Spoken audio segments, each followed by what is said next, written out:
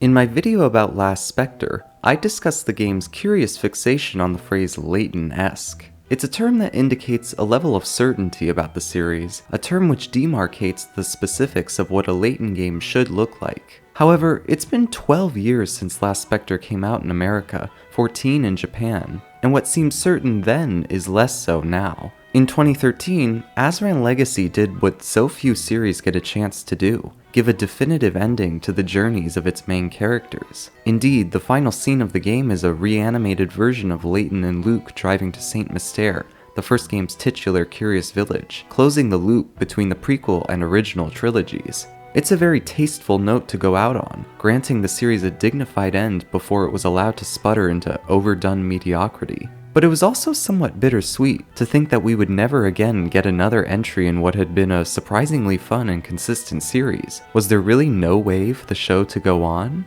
The answer would appear only 3 short years later. In theory, Layton's mystery journey was exactly what the series needed. It flung the Layton series into the future and offered a brand new protagonist with a whole new set of characters. It also promised a new overarching mystery to be explored, with Catriel, Layton's daughter, attempting to investigate the disappearance of her father. The game envisioned a future for the series, allowing the franchise to continue without overextending its already well-trodden characters. In practice, however, Layton's mystery journey was just about the last thing the series needed.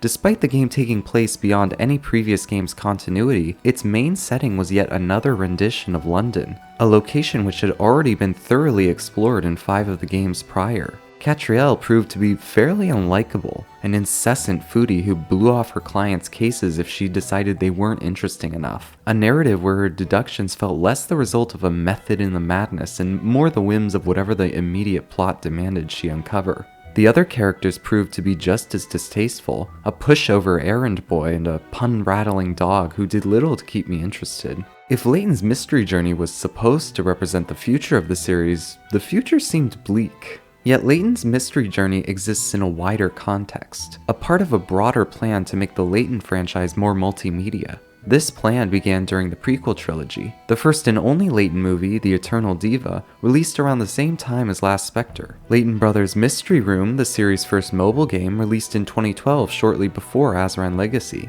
In 2013, Azran Legacy would portend the series to come, dedicating its most significant chapter to a collection of episodic stories, where Layton and company would fly to an island to solve a smaller mystery. It is a format very amenable to quicker play sessions, one of the defining features of mobile games. As such, it makes sense that Layton's Mystery Journey, a game which fully embraces this episodic approach, would be the first cross-platform release in the series, debuting on both mobile phones and the 3DS in 2017.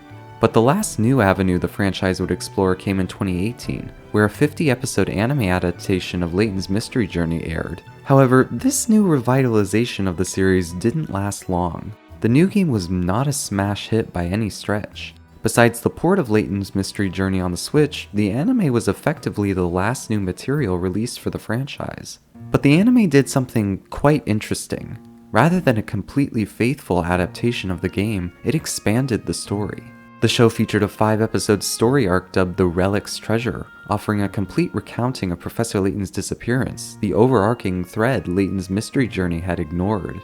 The Relic's Treasure is, as a complete package, not very great. It's bogged down by excessive exposition and obvious dialogue, consistently repeating and re-explaining key plot points that weren't very difficult to understand in the first place. However, it also provides a fairly intriguing commentary on the future of the franchise. Throughout the arc, we're shown flashbacks of Layton and Luke investigating the Relic's treasure. Layton believes solving this mystery will help to reveal the identity of Catriel's biological father. In one scene, Luke questions Layton's motives. Would solving this puzzle really benefit Cat in any way? What about her feelings? Is our search for her real father truly for her sake? Though Layton reassures him this mission is to become a better father to Catriel, it's easy to see Luke's point. Abandoning his daughter for a reckless adventure, one that would ultimately leave her effectively orphaned for over a decade, hardly seems responsible. Indeed, the show reinforces Luke's anxiety.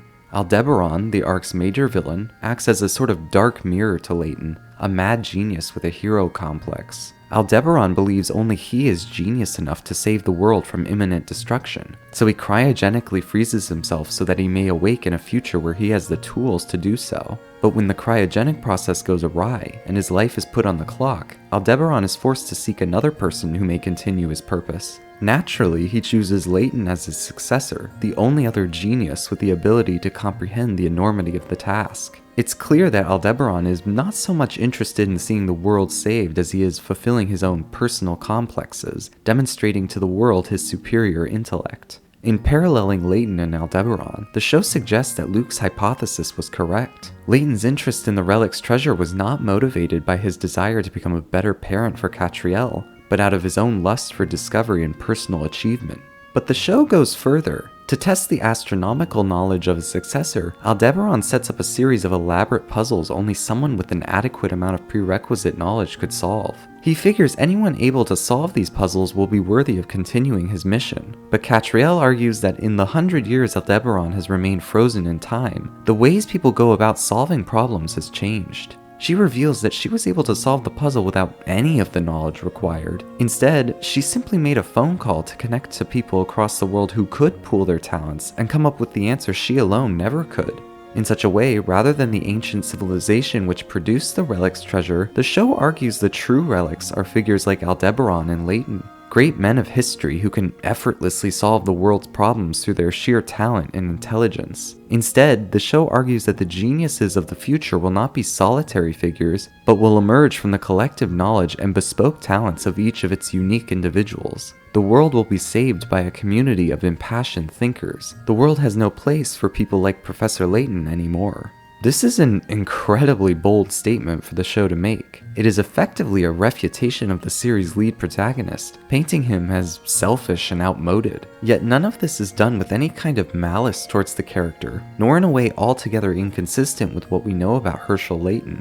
Even Aldebaran ultimately chooses to accept Catriel's thesis on the future. Which is all to say, it's incredibly disappointing to see the direction Professor Layton and the New World of Steam has taken. Rather than embrace Catriel's thesis and offer a new path for the series to take, New World of Steam ignores and rejects it out of hand, turning back the clock to the series' past, to its most critically acclaimed entry, Unwound Future. The first trailer for the game couldn't be any more blatant if it tried. The subtitles which appear are line for line the letter Luke sends Layton at the end of Unwound Future. This is a frustratingly literal interpretation of events. It's obvious that Luke claiming something deeply puzzling had happened was not supposed to be hinting at a future game. It was merely a gesture, an indication that though Layton and Luke had parted ways, they would not be forever separated. It was a fulfillment of the promise Layton had made in the scene prior. The frustrating part of this is not that New World of Steam has upended this letter for its own purposes. It's that, at present, New World of Steam isn't offering anything sustainable for the series. The trailer promises that the game will take place only a year after the events of Unwound Future, a time just short enough to ensure that none of the characters we know will have changed in any meaningful capacity. Layton and Luke will go on a new adventure and solve a giant mystery with their incredible intellect. Everything is just as you remember it. This is disappointing. In the real world, time has passed. It's been 10 years since Azran Legacy concluded the Layton saga. It is no small irony that the series should now find itself stuck at a game literally entitled Unwound Future. We've already had 6 games to explore these characters. Do we really need another? New World of Steam threatens to reopen the loop that Azran Legacy had closed. This is a dangerous game for the franchise to be playing. Entries like Unwound Future and Miracle Mask worked, in part because they gave us insight into the histories and pasts of our main characters, exploring the more personal backstories of Herschel Layton. But when New World of Steam markets itself as the exact same series it was a decade ago, it eschews any possibility of doing this.